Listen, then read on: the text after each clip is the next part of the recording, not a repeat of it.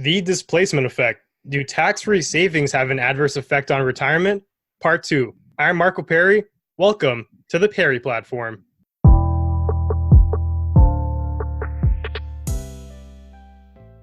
So we're back again, tax-free versus registered retirement savings. And we're joined by two very special guests. Maybe Leslie, you can start by introducing yourself. Oh, hello, I'm Leslie Berger. I'm a professor at Wilfrid Laurier University. And thank you for having us, Marco. Awesome. And we have a second guest here too, Jonathan. Yes, hello. I'm Jonathan Farrar. I'm also a professor at Wilfrid Laurier, and I work in the same department as Leslie, and I do research in tax. So last week, we covered the gist of our guest report. This time, I want to talk more so about the implications where we go from here.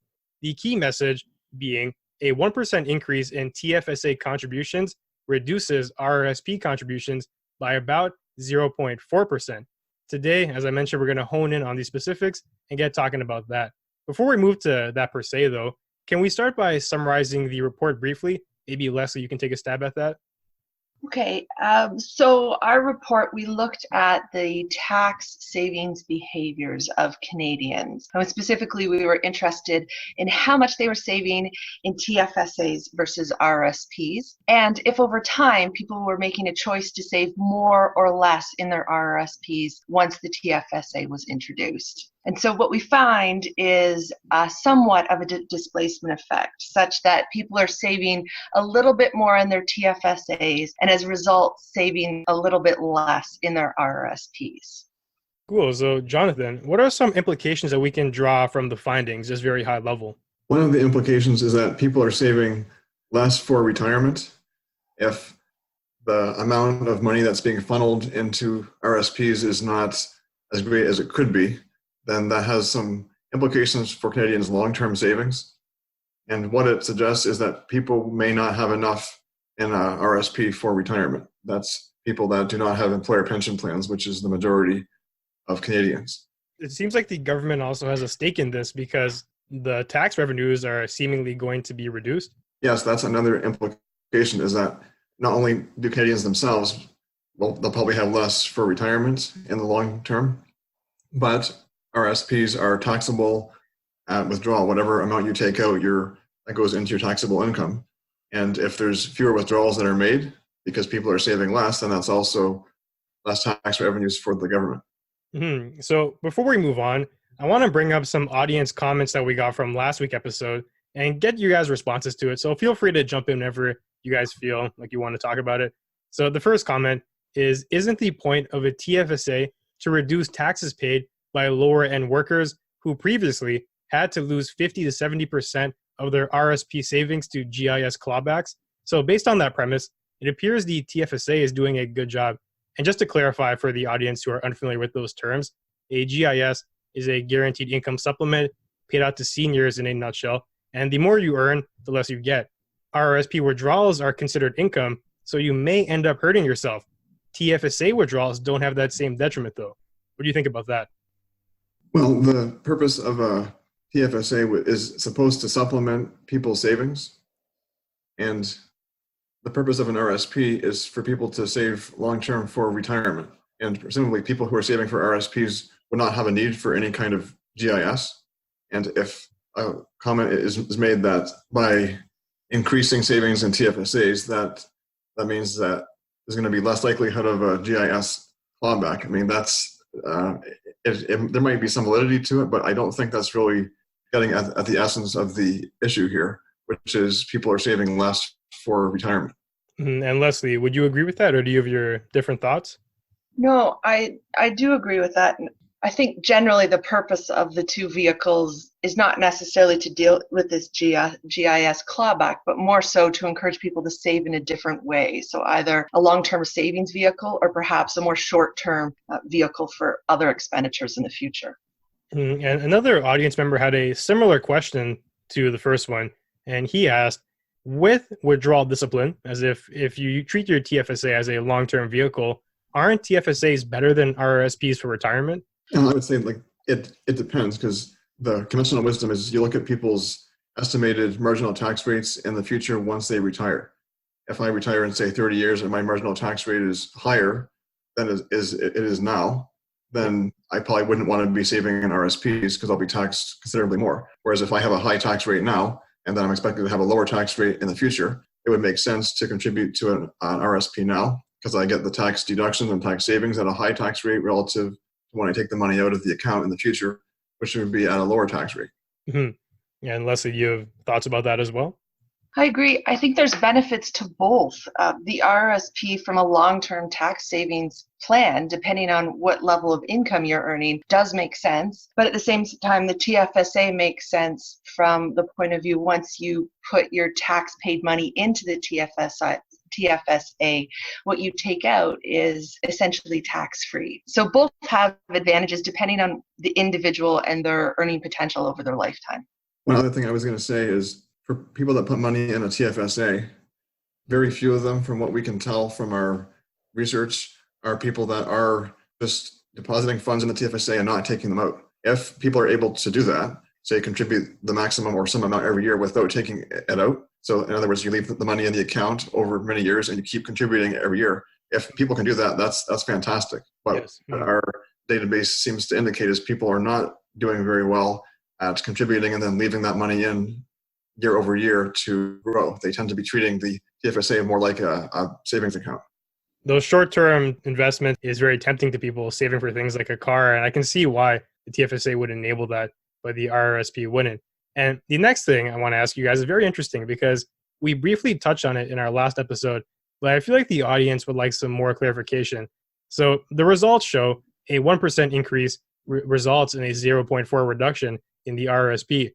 What happens with that surplus, though, or is there even a surplus? Well, I think our results show that overall people are saving a little bit more in total with the introduction of the TFSA. So it's not like people are not saving in RSPs and instead saving in TFSAs. They are still saving some amount in RSPs and also saving something in TFSAs, but they are saving less than is probably desirable in the RSP.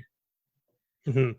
And yeah, it's important to realize that we don't know what they were saving outside of these two vehicles during the duration of our study. And so it could be that they're transferring money that they were saving anyways in a different vehicle into the TFSA. And that may be where the surplus is coming from. May not be that people are saving more money. Mm-hmm. And maybe, Leslie, you can carry on with this next question here. So the audience was able to point out a trend that they wanted to get more clarification on. It seems like because people are putting more money into TFSAs, that the government is actually receiving tax revenue now as opposed to in the future.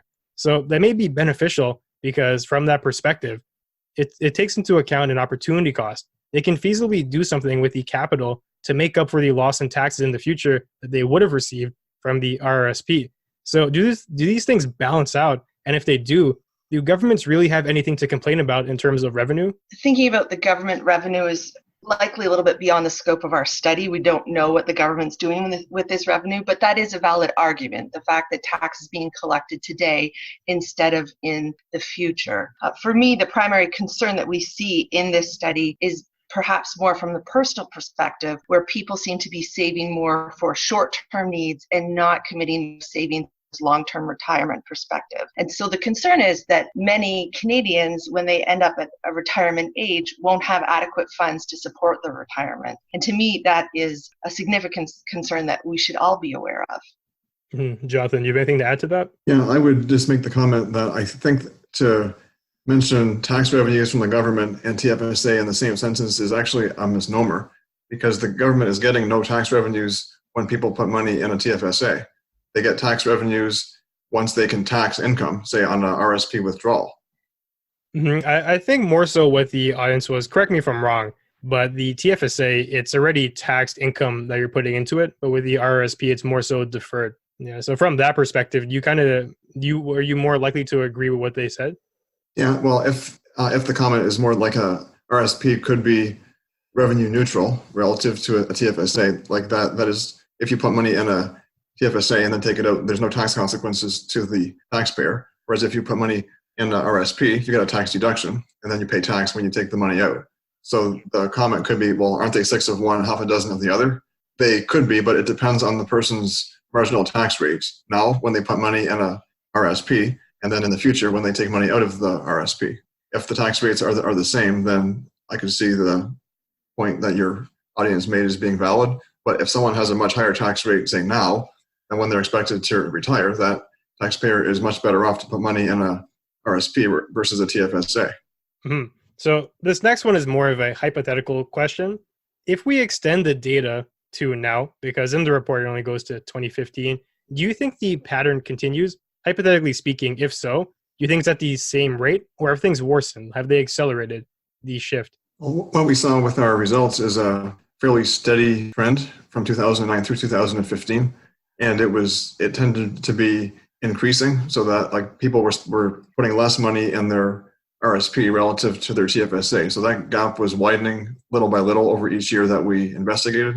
So based on that, I would predict, of course it's hypothetical, that gap would continue to widen and people would be putting less in their RSP in 2019 and more in their TFSA in 2019 relative to 2015. I agree. We didn't see any evidence in the data that we do have that this trend was about to change or starting to level off. So it's hypothetical, but if I were to guess, I would expect that the trends would continue. And there was one more trend that I personally found very interesting as well. I believe in the report it said something like at inception or the first year, about 10% of Canadians were fully utilizing and maxing out their TFSA.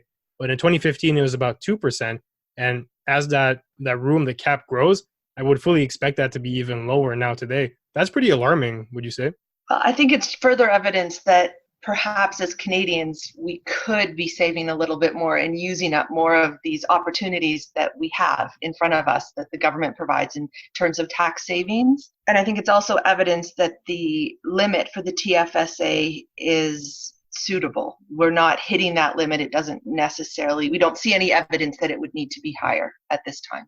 Jonathan, do you have any thoughts on that as well? Yeah, I would agree, Marco, with your assessment that it is alarming. I think we're in a very consumer-oriented culture. People are spending beyond their means. They're maxing out credit cards. The cost of buying a new house is incredible relative to what it was even 5 years ago. People want brand new cars. They want vacations, etc. So what happens is people's savings get squeezed and they don't make it a priority. And if you look at the maximum amount to put in a TFSA on an annual basis, it's not that much, like $6,000. On paper, that's not that much relative to a person's income, but people are still having a very hard time saving that much. It's funny because I actually found even one more thing that was even more scary than just that.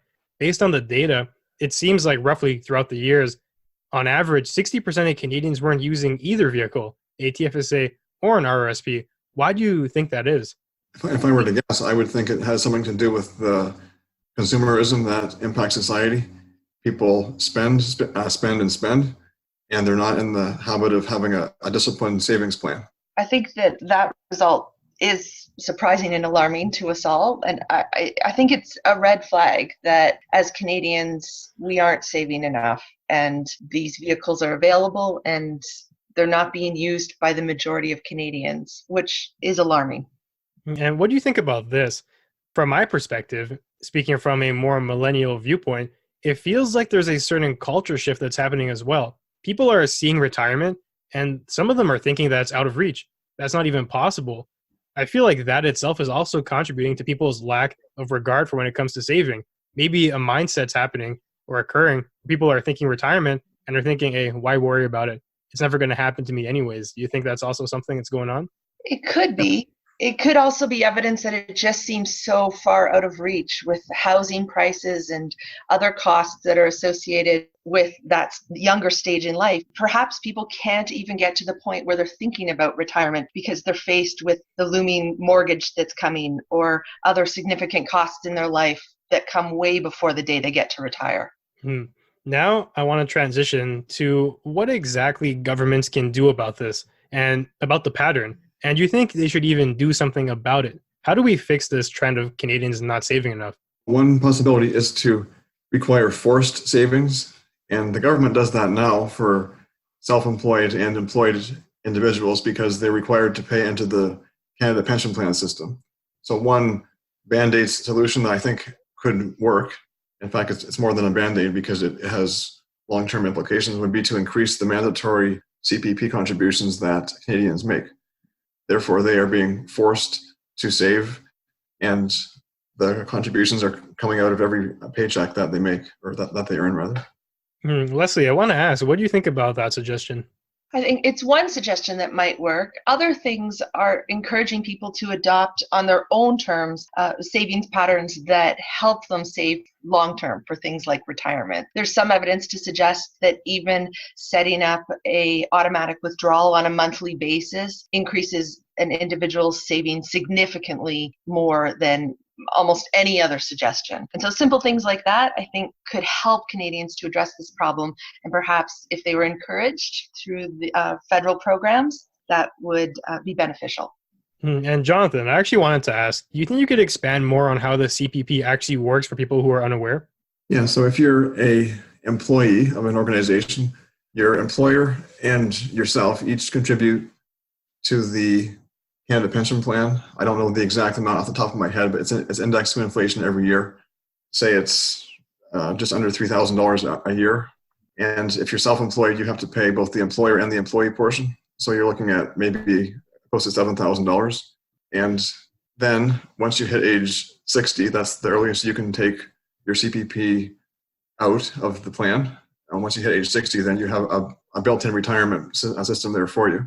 It's not going to be enough to probably live off of, but it certainly helps. Does your withdrawal scale how much you put in? Yes.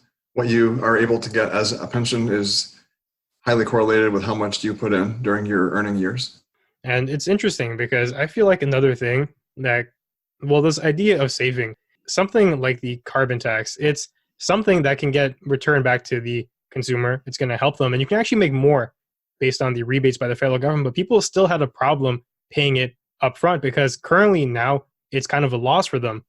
I feel like something like saving for retirement, it might be viewed in that same light. So in the long run, it's good for you. You might make more by investing it. But right now, it's kind of a loss for you. It's money that you can't use today. And maybe that speaks to this mentality of consumerism. And that's something that I feel like needs to be tackled as well. It's one of the roots of the problem. How do we go about doing that? That's actually something we're quite interested in, this trade-off between a long-term benefit, which presumably is a comfortable retirement, and a short-term benefit, which could be, for example, going on a nice vacation or buying a brand new car. And in our next study, that's exactly what we're looking at, is how to get people to make that trade-off and to value this long-term benefit that in the current day feels like a cost. I agree with you, Marco. It is a problem, and it's something we're considering. And in the worst case, let's say that the problem is not fixed. I fully expect it to, or us to make progress towards it, especially with people like you putting out this information and stuff like that. But hypothetically speaking, if the issue is not solved, what's Canada's future going to look like with people who have not saved for retirement en masse? I think there's going to be a lot more requests to the government to help bail them out. Like the GIS is going to be a much more popular program, unfortunately. And there's probably going to be a lot more people living at or below the poverty line. And those are all very negative outcomes. So I guess the key message here is start saving. And I'm really glad you mentioned your future reports, because that was my next question, actually. Where do you guys go from here? What do you want to look into next? And what are your future research prospects? Well, one project that we're currently investigating is what happens when people are given one choice versus two choices. It's a very simple idea. If you have one savings account versus, say, two savings accounts, what happens when you go from one to two? Do people contribute equally now that they have two savings accounts, or are people going to put all their eggs in one basket? So we're trying to understand why, when people have more options than just one, because they only had one option before the TFSA, why are people then taking what they did contribute to just one account, which was the RRSP, and now allocating it between the two accounts, the RRSP and the TFSA. So we're trying to understand some of the cognitive processes behind people's allocation choices. That's very interesting. I feel like some elements of psychology will play a part in that. Absolutely. Yeah. So Leslie, are you also working on that project, or do you have your own endeavors? I'm working on that project, and we're working on a few projects, Marco, that are extensions of this current paper.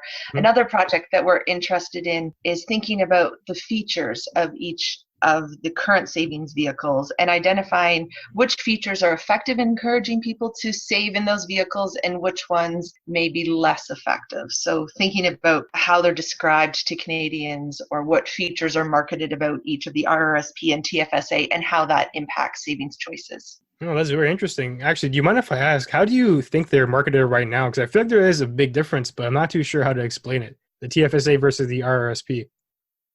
Well, a simple difference that we have been talking about is similar to what we were talking about earlier in our talk. RRSP is traditionally marketed as a retirement. And so it's long-term, it's far away, there's little benefit today. Whereas a lot of the TFSA marketing, we've noticed, has more of a short-term benefit spin to it. So saving for a car or a vacation, which may be more appealing when you're standing there with some money to invest than the RRSP. This is a question that we're looking at and we're trying to get to the bottom of.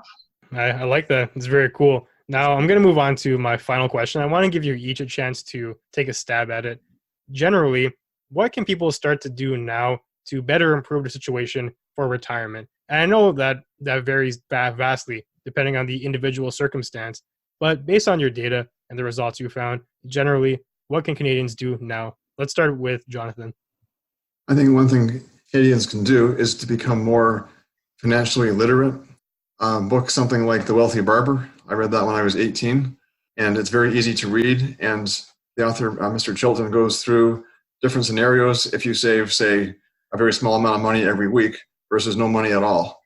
And he shows very quickly over time the power of compounding. And if people understand that, I think they would be more inclined to save because they realize it does not take an awful lot of effort. You're not making huge sacrifices, but a little sacrifice today can pay big dividends in the future. So my recommendation would be for people to become more financially literate. And before we move on to Leslie, this actually brings something to memory. It seems like in Ontario, there are actually plans to introduce elements of personal finance into careers class. It's typically a grade 10 course where people are forced to take and enroll in. And before, it was more so trying to figure out what kind of career you wanted to do in the future. But the Ontario government wants to introduce elements of financial literacy into it now. So maybe that book could be a good mandatory reading for the class. Yeah, it would. There are other resources too, but to teach people from a relatively early age, kind of the basics about financial literacy and savings and compounding. And even if they learned in, say, grade 10, what is a TFSA? What is an RSP? What are the differences? Why should you prefer one over the other? Or what are some things to consider when investing in those two accounts for investing in general? If people think about this from an early age, they're probably more likely to have better savings habits when they're older. Mm-hmm. And Leslie, let's move on to you. What kind of advice and tips do you have?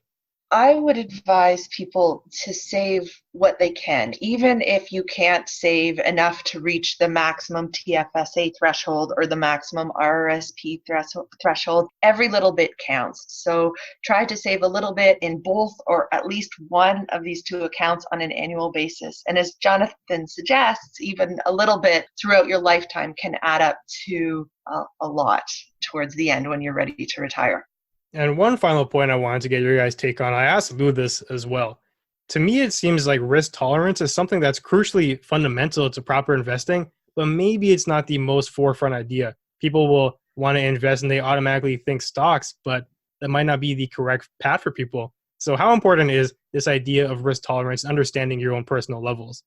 I think it's very important to understand your own personal level of risk tolerance. Investing in the riskiest stock is not for everybody, especially depending on the stage of life in which you find yourself. Investing doesn't mean always investing in something risky. There are a lot of safer options that are available to us as Canadians to invest in, and those for some people are comfortable and just as helpful as other risky options.